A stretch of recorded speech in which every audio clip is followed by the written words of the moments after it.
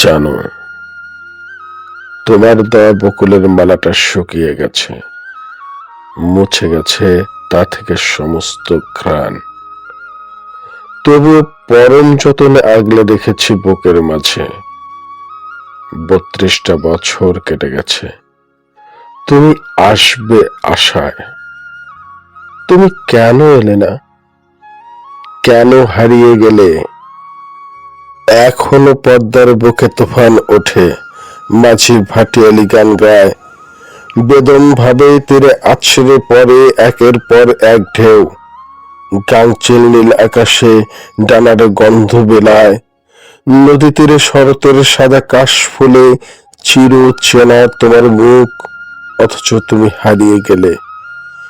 কেন ফিরলে না প্রিয়তমা?